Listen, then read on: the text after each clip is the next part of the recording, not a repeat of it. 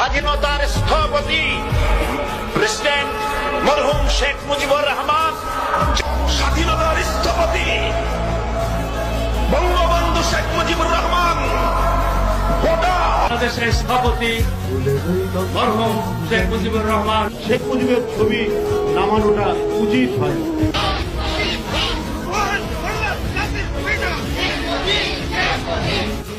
মানে বাংলাদেশ বঙ্গবন্ধু একটা স্বাধীন দেশ, যার জন্ম না হলে আমি সেনাবাহিনী প্রধান হতে পারতাম না, যার জন্ম না হলে রাষ্ট্রপতি হতে পারতাম না, যার জন্ম না হলে এই সংসদের বক্তব্য দিতে পারতাম না। বাংলাদেশের রাষ্ট্রের স্থপতি ও জাতীয় ইতিহাসের শ্রেষ্ঠ সন্তান মরহুম শেখ মুজিবুর রহমানের প্রতি শ্রদ্ধা নিবেদন করছি। দা ভিঞ্চির মোনালিসা দুইবার রাখতে পারবে না, 7ই মার্চ সমগ্র বিশ্বে একবারই এসছে, ওই ভাষণ ওভাবেই যাবে।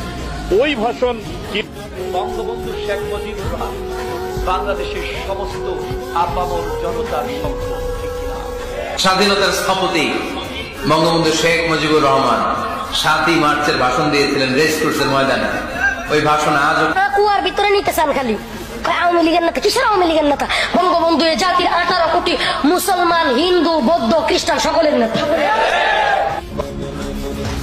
এক নেতা এক দেশ, বঙ্গবন্ধু